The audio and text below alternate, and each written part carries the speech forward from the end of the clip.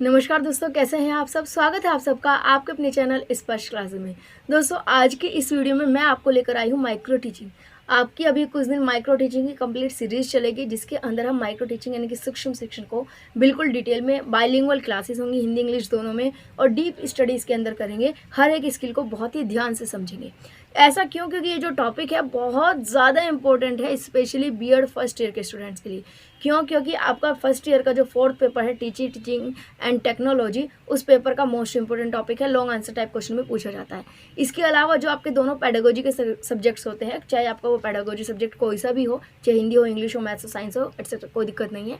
तो जो भी आपके पेडागोजी के सब्जेक्ट्स होते हैं, वहाँ पर भी ये टॉपिक जो है मोस्ट इंपॉर्टेंट है, लॉन्ग आंसर के लिए भी और शॉर्ट आंसर टाइप क्वेश्चन के लिए भी। तो इसीलिए आपके लिए बहुत ज़्यादा ज़रूरी है कि आप इस टॉपिक को बहुत ही ज़्यादा डिटेल से समझें, और जहाँ पर भी कोई डाउट हो तो आप कमेंट बॉक्स में पूछ सकते हैं। इस सीरीज़ को कंप्लीट देखिएगा। आज हम इसका बेसिक्स जो है माइक्रो टीचिंग क्या होती है, इसको हम डिटेल से जानेंगे।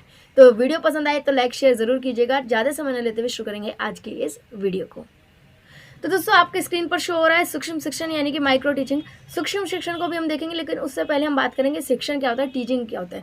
तो जनरली अगर हम टीचिंग की बात करें कि जब भी हम अपने स्टूडेंट्स के बिहेवियर में, हमारे सामने जो स्टूडेंट्स होते हैं उनके बिहेवियर में हम एक्सपेक्टेड चेंज लाते हैं, जो हमें चाहिए, जो हमारा डिज़ायर है, उस तरीके का चेंज हम सामने वाले बच्चे में लाते हैं, और यही प्रोसेस जो होती है वो टीचिंग यानी कि शिक्षण कहलाती है। अब अगर बात करें माइक्रो टीचिंग की, सूक्ष्म शिक्षण की, तो नाम से यहाँ पर आपको पता चल जाएगा कि माइक्रो टीचिंग क्या है। पूरी टीचिंग प्रोसेस का एक छोटा रूप है, ठीक है। पूरी टीचिंग का एक छोटा सा रूप है माइक्रो टीचिंग यानी कि सूक्ष्म शिक्षण। इसमें क्या होता है कि आपको कोई 1 घंटा आधा घंटा नहीं पढ़ाना है, आपको मात्र सिर्फ 10 मिनट आपको पढ़ाना होता है।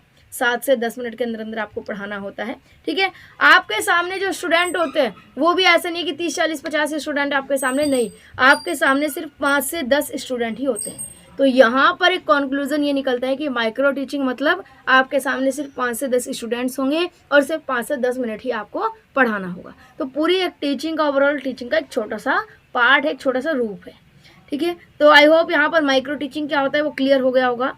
माइक्रो टीचिंग की हिस्ट्री की बात करें, इतिहास की बात करें, तो सबसे पहले अमेरिका के एक स्टैनफोर्ड यूनिवर्सिटी जो थी, वहाँ पर 1961 में किट केसेन नामक एक व्यक्ति थे। उन्होंने सबसे पहले माइक्रो टीचिंग का जो ट्रेनिंग देनी शुरू करी थी, माइक्रो टीचिंग के थ्रू। माइक्रो टीचिंग की जो लैबोरेटरी होती है, यानी कि जहाँ पर आप माइक्रो टीचिंग करते हैं, तो उसमें क्या क्या मटेरियल्स होने चाहिए। वहाँ पर वीडियोकॉन कैमरा होता है, टेप रिकॉर्डर होता है, मॉनिटर होता है, रिकॉर्डिंग टेप, और बाकी की कुछ मटेरियल्स होते हैं जैसे कि वॉच वगैरह होना, ठीक है। अब आप ये कहेंगे कि ये सब मटेरियल्स जो है आपने तो देखा नहीं, आपकी भी टीचिंग हुई होगी। तो देखिए, रियलिटी में यही होता है कि बुकिश नॉलेज या बुकों में, किताबों में जो लिखा है और जो सच्चाई में है उसमें इतना ही अंतर होता है, ठीक है। किताबों में जो हकीकत है माइक्रो टीचिंग का एक जो रियलिटी फॉर्म है वो यही है कि ये सब चीज़ें अवेलेबल होनी चाहिए, लेकिन रियलिटी में ये सब चीज़ें अप्लाई नहीं होती है, या वो सब चीज़ें अवेलेबल हो नहीं पाती है, ठीक है। रीजंस कुछ भी हो सकता है। अब बात करते हैं नेक्स्ट सूक्ष्म शिक्षण चक्र यानी कि माइक्रो टीचिंग साइकिल के बारे में। माइक्रो टीचिंग साइकिल क्या है? ये एक साइकिल है पूरे प्रोसेस का, जिसमें आपको बताया जाता है कि स्टेप बाय स्टेप आपको क्या क्या पॉइंट्स करने होते हैं। तो इस पूरे साइकिल के अंदर आपको सिर्फ टोटल 6 स्टेप्स होते हैं, 6 स्टेप्स आपके होते हैं, और 6 स्टेप का कंप्लीट करने में आपके पास होता है 36 मिनट्स, ठीक है। 6 स्टेप्स को पूरा करने के लिए आपके पास है 36 मिनट्स। आपके सामने ये साइकिल जो है आपको शो हो गया होगा स्क्रीन पर। यहाँ पर आप देख सकते हैं सबसे फर्स्ट स्टेप जो आता है वो आता है योजना का, यानी कि प्लानिंग करने का। सिंपल सी बात है, आप कहीं टीचिंग करने जा रहे हैं तो सबसे पहले आप क्या करेंगे, आप उसकी प्लानिंग करेंगे।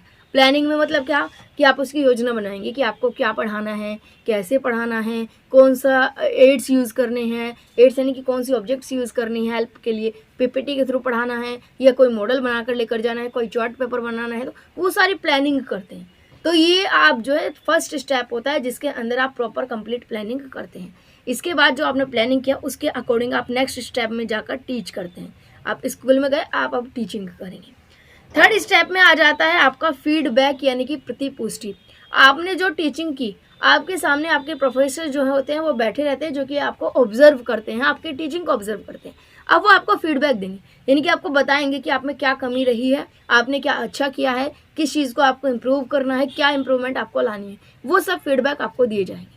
अब वहीं पर ही आपको टाइम दिया जाएगा कि जो फीडबैक आपको दिए गए हैं उनके अकॉर्डिंग आप रीप्लान करें, दोबारा से प्लानिंग करें। आप जो कमी आपके प्लानिंग में रह गई थी उन कमियों को दूर करेंगे और दोबारा से उसको जो प्लानिंग जो है कंप्लीट करेंगे। वहीं पर ही आपको करना होता है ये। इसके बाद आ जाता है रीटीचिंग, यानी कि दोबारा से पढ़ाना। जो आपने रीप्लानिंग की है अब इसको आप दोबारा से पढ़ाएंगे, रीटीचिंग करेंगे। और जब आप रीटीचिंग करेंगे तो सीधी सी बात है, सिंपल सी बात है, दोबारा से आपको फीडबैक भी मिलेगा। यहाँ पर मोस्टली मान लिया जाता है कि जब दोबारा फीडबैक आपको मिल रहा है तो मोस्टली पॉजिटिव होगा कि आप जो है उस स्किल में माहिर हो चुके होंगे। लेकिन इसका कोई एक फिक्स्ड ये नहीं है कि आप इस साइकिल में एक बार इस साइकिल को करेंगे, 2 बार करेंगे, 3 बार करेंगे। जब तक आप उस स्किल में मास्टर नहीं हो जाते, उस स्किल में पूरा क्वालिफाई नहीं हो जाते, तब तक आप नेक्स्ट स्किल में आगे नहीं बढ़ेंगे। तो यहाँ पर माइक्रो टीचिंग का ये 6 स्टेप का एक साइकिल होता है, जहाँ पर पहले प्लानिंग करते हैं, सेकंड नंबर पर आप टीचिंग करते हैं, थर्ड नंबर पर आपको फीडबैक दिया जाता है। जो फीडबैक दिया जाता है उसके बेस पर आप रीप्लान करते हैं। ठीक है, रीप्लान आप करेंगे तो रीटीचिंग करेंगे और रीफीडबैक करेंगे। ये साइकिल इसी तरीके से चलता रहता है। अब मैंने आपको एक बात बताई थी ऊपर कि आपका जो टोटल टाइमिंग होता है वो होता है आपका 36 मिनट। अब ये 36 मिनट कैसे है? देखिए, ओवरऑल 6 स्टेप है, तो इसका मतलब ये नहीं कि हर एक स्टेप को 6 मिनट दे दी जाए। नहीं, हर एक स्टेप को 6 मिनट यहाँ पर नहीं देनी है। इसको कैसे करेंगे उसको देखते हैं। सबसे पहला स्टेप प्लानिंग का, जो कि आप घर पे करते हैं, जिसका कोई फिक्स्ड नहीं है कि आप 1 घंटा लगाएं, 2 घंटा लगाएं, पूरा दिन लगा दें, कोई टाइमिंग नहीं है। तो इसीलिए जो प्लानिंग आप करते हैं, जो फर्स्ट स्टेप होता है, उसका कोई टाइम काउंट नहीं होता है। तो यहाँ पर प्लानिंग का कोई टाइम आप काउंट नहीं करते। जब आप क्लास में एंटर कर जाएंगे, टीचिंग करेंगे, तो वहाँ का टाइम काउंट होगा। तो सेकंड नंबर पर जो टीचिंग होगी वो आपकी लगभग 6 मिनट की मानी जाती है। कितनी मानी जाती है? 6 मिनट की आपकी जो है टीचिंग मानी जाएगी। इसके बाद आपको फीडबैक मिलेगा, वो भी आपको 6 मिनट के अंदर ही फीडबैक दिया जाएगा। अब आप फीडबैक के अकॉर्डिंग जब रीप्लान करेंगे तो रीप्लान में आपको 12 मिनट्स दी जाती है। क्योंकि देखिए, रीप्लान करने में ऐसा तो नहीं 6 मिनट में आप कर लेंगे, तो उसके लिए आपको थोड़ा एक्स्ट्रा टाइम दिया जाता है, 12 मिनट्स दी जाती है। उसके बाद फिर रीटीचिंग यानी कि 6 मिनट और रीफीडबैक यानी कि 6 मिनट। तो इस तरीके से आप इसको काउंट कर लीजिएगा, टोटल आपका 36 मिनट हो जाता है। प्लानिंग का ध्यान रखिएगा, ये अक्सर गलती होती है कि सब में 6 मिनट का बता देते हैं स्टेप, लेकिन 6 मिनट का नहीं होता है। प्लानिंग का जो फर्स्ट स्टेप होता है उसका कोई टाइम काउंट नहीं किया जाता है। ठीक है, आप वहाँ पर जो रीप्लान करते हैं उसमें आपको 12 मिनट्स दे दी जाती है, क्योंकि वो आपको वहीं की वहीं आपको हैंड टू हैंड उसमें चेंजेस करके और वहीं की वहीं रीप्लान करना होता है, तो इसीलिए उसका टाइम काउंट किया जाता है। तो आई होप ये साइकिल जो है आपका क्लियर हो गया होगा। कोई भी डाउट अगर रह जाता है तो आप कमेंट बॉक्स में पूछ सकते हैं। नेक्स्ट स्टेप पर बढ़ते हैं कि माइक्रो टीचिंग के बेनिफिट्स क्या हैं, लाभ क्या हैं, क्या फ़ायदा है माइक्रो टीचिंग को, क्यों हम माइक्रो टीचिंग कराएं बच्चे को। तो देखते हैं, यह शिक्षण व्यवहार पर आधारित है या केंद्रित है। टीचर का कैसा बिहेवियर होना चाहिए या टीचिंग आप किस तरीके से करें, उस पर यह पूरी तरीके से बेस्ड है। तो ये इसका सबसे पहली कैरेक्टरिस्टिक्स है। इसके बाद यह आत्मविश्वास बढ़ाता है। देखिए, अगर आपको डायरेक्ट जो है किसी एक ऐसी क्लास में, एक ऐसे स्कूल में ले जाकर खड़ा कर दे जहाँ पर 40-50 बच्चे हों और आपको कहे कि पढ़ाओ 2 घंटा, पढ़ाओ 1 घंटा, क्या आप पढ़ा पाएंगे? नहीं पढ़ा पाएंगे, है ना। आपको परेशानी होगी ना। तो ये उसका ट्रेनिंग का एक छोटा सा रूप है, जहाँ पर आपके सामने सिर्फ मामूली 6-7 बच्चे आपके सामने बैठे हुए और आपको सिर्फ और सिर्फ 6-7 मिनट ही आपको पढ़ाना है। 7 से 10 मिनट आप कह सकते हैं, थोड़ा एक एवरेज टाइमिंग है। तो आपको 7 से 10 मिनट पढ़ाना है, 7 से 10 बच्चे आपके पास बैठे हुए हैं, तो आप कंफर्टेबली थोड़ा सा पढ़ाने की कोशिश करेंगे। धीरे धीरे आपका कॉन्फिडेंस जो है वो बिल्ड हो जाएगा। अब आपको अगर क्लास में ले जाया जाए तो वहाँ पर आप इजीली 30 मिनट्स 45 मिनट्स का लेक्चर ले सकते हैं और इजीली सभी बच्चों को इंटरेक्ट कर सकते हैं। क्यों? क्योंकि अब आपको हैबिट भी पड़ चुकी होगी और अब आप जो है उसमें प्रैक्टिस भी कर चुके होंगे।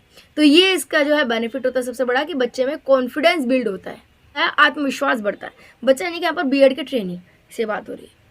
सूक्ष्म शिक्षण में हम प्रत्येक कौशल का पूर्णतः अभ्यास करते हैं, यानी कि जो ये माइक्रो टीचिंग होती है इसके अंदर हम एक छोटी छोटी स्किल्स पर पूरी तरीके से काम करते हैं। छोटी छोटी स्किल्स यानी कि हमें चैप्टर को कैसे इंट्रोड्यूस करना है, एक्सप्लेनेशन कैसे देनी है, बच्चे को रीइंफोर्समेंट कैसे देना है, मोटिवेशन कैसे देना है, बच्चे को कैसे फीडबैक देना है, बच्चे से कैसे क्वेश्चन आंसर पूछने हैं, बच्चे को क्या ब्लैक बोर्ड का कैसे यूज़ करना है। तो हर एक छोटे छोटे आस्पेक्ट्स को, हर एक छोटे छोटे स्किल्स पर हम धीरे धीरे अलग अलग काम करते हैं। तो हम यहाँ पर हर एक स्किल में बिल्कुल पूरे तरीके से परफेक्ट हो जाते हैं। तो यहाँ पर यही लिखा हुआ है कि माइक्रो टीचिंग के अंदर हम क्या करते हैं, प्रत्येक क्वेश्चन, हर एक स्किल पर पूरी तरीके से प्रैक्टिस करते हैं। इसमें हमें आत्म परीक्षण कर सकते हैं माइक्रो टीचिंग के अंदर। जैसे कि मैंने अभी लेबोरेटरी में दिखाया क्या था, वीडियो कैम, टेप रिकॉर्डर, आपकी पूरी रिकॉर्डिंग होती है जो आप पढ़ा रहे हैं। तो आप उसको रिकॉर्डिंग को देख के बाद में सेल्फ असेसमेंट कर सकते हैं, खुद का इवैल्यूएशन कर सकते हैं कि आप में क्या कमी रह गई है, आप क्या चीज़ें और चेंज कर सकते हैं, कैसे खुद में कुछ इम्प्रूवमेंट ला सकते हैं। ठीक है, इसके बाद सूक्ष्म शिक्षण में तुरंत फीडबैक मिलता है, ये इसका सबसे प्लस पॉइंट है। ऐसा नहीं है कि आज आपने टीचिंग पढ़ाई और आपको 10 दिन बाद फीडबैक मिल रहा है। ठीक है, तो वो नहीं होता, आपको हैंड टू हैंड फीडबैक मिलता है, हैंड टू हैंड रिप्लान करने का मौका मिलता है। तो यहाँ पर क्या है, सूक्ष्म शिक्षण में तुरंत फीडबैक मिला, ये भी एक पॉजिटिव बेनिफिट्स है। तो फीडबैक की बात हो गई। अब देखिए दोस्तों, जो भी कोई भी कंसेप्ट हो, किसी भी कॉइन के 2 एस्पेक्ट्स होते हैं। अगर यहाँ पर हमने पॉजिटिव्स देखे तो निगेटिव्स भी होंगे, कुछ ना कुछ कमियाँ भी होंगी, कुछ ना कुछ लिमिटेशंस भी होंगी। तो माइक्रो टीचिंग की भी कुछ लिमिटेशंस हैं। तो क्या लिमिटेशंस हैं उनको देख लेते हैं। सबसे पहले कक्षा का निर्माण करना बहुत ज़्यादा कठिन होता है, बहुत ज़्यादा हार्ड होता है। जैसे कि मैंने अभी एक बात बताई थी कि लेबोरेटरी में ये सामान होने चाहिए, लेकिन रियलिटी में अगर आप देखें कहीं वो मटेरियल्स अवेलेबल नहीं होते, कॉस्टली पड़ जाते हैं। तो आप ये कह देते हैं कि कॉस्टली पड़ जाते हैं, तो ये मुश्किल हो जाती है। एक टाइम कंज्यूमिंग बहुत ज़्यादा है, क्योंकि हर एक बच्चे पर अलग अलग ध्यान देना है, हर एक बच्चे के लिए स्पेशली टाइम चाहिए। और क्लास में अगर 50 ट्रेनी हैं तो उनके लिए बहुत ज़्यादा टाइम कंज्यूमिंग होगा, तो ये एक प्रॉब्लम हो सकती है। और दूसरी बात, हर एक बच्चे के लिए इंडिविजुअली अलग अलग टीचर्स चाहिए होते हैं। तो इसकी वजह से माइक्रो टीचिंग का एक पूरा कंस्ट्रक्शन बनाना, तरीका करना, उसको प्रोसेस को फॉलो करना, ये थोड़ा सा हार्ड होता है, डिफिकल्ट होता है। व्यक्तिगत सुपरवाइजर की ज़रूरत होती है, हर एक बच्चे को अलग अलग टीचर्स की ज़रूरत होगी। आपको पता है एक टाइम पर बच्चा तो एक ही टीचिंग कर पाएगा ना, तो इसीलिए हर एक बच्चे को अलग अलग टीचर्स की ज़रूरत होती है। आप भले एक क्लास को 4-5 क्लासेस में डिवाइड कर दे, लेकिन उसके बाद भी 4-5 टीचर्स जो है, हर एक क्लास में एक एक टीचर चाहिए होंगी। और हर एक क्लास के जो टीचर है एक टाइम पर सिर्फ एक ही बच्चे को ध्यान दे पाएंगे। तो कुल मिलाकर ये कि 50 बच्चे अगर हैं तो 50 टीचर चाहिए। ठीक है, अलग अलग नहीं तो इंडिविजुअली बात है, सही, लेकिन हर एक के लिए अलग अलग इंडिविजुअल टाइम चाहिए। ठीक है, विद्यार्थी की संख्या कम होने के कारण इसमें, क्योंकि क्या होता है कि सिर्फ 5 से 10 बच्चे आपके सामने होते हैं, तो कई बार क्या होता है कि कुछ टीचर्स को थोड़ा सा इंटरेस्ट कम हो जाता है। ये उन बच्चों के लिए तो अच्छा है, उन ट्रेनिंग के लिए तो अच्छा है जिन्होंने कभी पढ़ाया नहीं, उनका तो कॉन्फिडेंस बिल्ड होगा। अच्छी बात है कि कम बच्चे हैं तो आराम से इजीली कॉन्फिडेंस आएगा। लेकिन वो बच्चे जो नॉर्मली पढ़ा लेते हैं, जिनमें कॉन्फिडेंस ऑलरेडी है, तो उनके लिए ये चीज़ करना थोड़ा सा ये कह सकते हैं बोर फील हो सकता है, इंटरेस्ट उनका कम हो सकता है। ये जो माइक्रो टीचिंग है बच्चे को रियल प्रैक्टिकल एक्सपीरियंस देने में थोड़ा सा अनसक्सेसफुल रहती है। ऐसा क्यों? क्योंकि देखिए आपके सामने सिर्फ 5 से 10 बच्चों को पढ़ाने की आपकी प्रैक्टिस हो रही है। ठीक है, अब आपके सामने क्लास में 50 से 60 बच्चे हैं, उस टाइम पर क्या सिचुएशन क्रिएट होगी, वो एक्सपीरियंस आपको नहीं मिल रहा है। वो एक्सपीरियंस तो आपको तभी मिलेगा जब आप रियल क्लास में जाएंगे। तो जो रियल एक्सपीरियंस है, वास्तविक अनुभव है, वो यहाँ पर आपको नहीं मिल पाता है। तो ये भी एक निगेटिव पॉइंट्स है, या कह सकते हैं लिमिटेशंस है। अब अगर बात करें कि जब आप माइक्रो टीचिंग को करा रहे हो, माइक्रो टीचिंग कर रहे हो परफॉर्म, तो क्या क्या सावधानियां रखनी चाहिए, क्या क्या प्रिकॉशंस आपको लेने चाहिए। तो सबसे पहले ये है कि जब भी आप किसी स्किल को प्रैक्टिस कर रहे हैं, किसी स्किल को परफॉर्म कर रहे हैं, तो उनसे रिगार्डिंग जितने भी पॉइंट्स हैं, जितनी भी बातें, वो सब आपके माइंड में बिल्कुल क्लियर होनी चाहिए। आपको सारी बातों के बारे में पता होगा। मान लीजिए आप चैप्टर को इंट्रोड्यूस करना सीख रहे हैं, तो चैप्टर को इंट्रोड्यूस कैसे किया जाता है, क्या क्या बातें में ध्यान रखनी, वो सारी आपके माइंड में होनी चाहिए, तभी आप एक अच्छा परफॉर्मेंस कर सकते हैं। अब ये बातें कौन बताएगा, ये ऑलरेडी आपके जो प्रोफेसर्स होते हैं बीएड के, वो आपको बताते हैं कि इंट्रोडक्शन स्किल में ये बातें आपको ध्यान रखनी, तो वो बातें आपको ध्यान रखनी चाहिए। सेकंड पॉइंट है कि एक समय में सिर्फ और सिर्फ एक ही स्किल को प्रैक्टिस करनी चाहिए। यानी कि एक टाइम पर अगर आप चैप्टर को इंट्रोड्यूस करना सीख रहे हैं, तो चैप्टर को सिर्फ इंट्रोड्यूस करना ही सीखें। ऐसा कोशिश ना करें कि एक साथ आप 2-3 स्किल लेकर चलें, तो इसमें क्या होता है, कंफ्यूजिंग हो जाती है और आप स्किल में परफेक्ट नहीं हो पाती। तो एक टाइम पे सिर्फ और सिर्फ एक ही स्किल आप जो है वो लेकर चले, ताकि आप हर एक स्किल में इंडिविजुअली अलग अलग परफेक्ट हो सकें। तो ये कुछ प्रिकॉशंस होती हैं। अब जो ये माइक्रो टीचिंग की हम बात कर रहे हैं, स्किल्स की बात कर रहे हैं, यहाँ पर आपके बहुत सारी स्किल्स आपको देखने को मिल जाएगी, लेकिन आपके सिलेबस में सिर्फ 6 स्किल्स हैं मेन, जो कि आपके सामने है। प्रस्तावना कौशल यानी कि इंट्रोडक्शन स्किल, जहाँ पर आप अपने चैप्टर को इंट्रोड्यूस करते हैं। सेकंड है व्याख्यान कौशल यानी कि एक्सप्लेनेशन स्किल, जहाँ पर आप अपने चैप्टर को एक्सप्लेन करते हैं। थर्ड में है पुनर्बलन कौशल यानी कि आप बच्चों को मोटिवेशन देते हैं। फोर्थ में है श्यामपट्ट कौशल यानी कि यहाँ पर आप ब्लैक बोर्ड यूज़ कैसे करते हैं वो सीखते हैं। प्रश्न कौशल, क्वेश्चनिंग स्किल आती है कि क्वेश्चन कैसे पूछे बच्चों से। और आपका स्टिमुलस वेरिएशन स्किल, इन सभी स्किल्स पर एक एक अलग अलग इंडिविजुअल वीडियो लेकर आई जाएगी, जहां पर हर एक स्किल को एक लेसन प्लान के साथ समझा जाएगा, ताकि डिटेल में आपको अच्छे से समझ में आ सके, आप आराम से एग्जाम भी क्लियर कर सके और आपके जो लेसन प्लान है वो भी आप क्लियर कर सके, आराम से बना सके, ना कि किसी के कॉपी पेस्ट करने की आपको ज़रूरत ना पड़े, आप खुद से लेसन प्लान को बनाना सीख जाए। तो अगर आप इस पूरी सीरीज़ को देखना चाहते हैं तो चैनल को सब्सक्राइब ज़रूर कर लीजिएगा, साथ ही साथ बेल आइकन को भी प्रेस कर लीजिएगा ताकि नेक्स्ट जो भी कब वीडियो आए तो तुरंत आपको जो है उसका नोटिफिकेशन मिल जाए और आप किसी भी वीडियो को मिस ना करें। आज के लिए बस इतना ही, मिलते हैं आने वाली वीडियो में। आज के लिए धन्यवाद।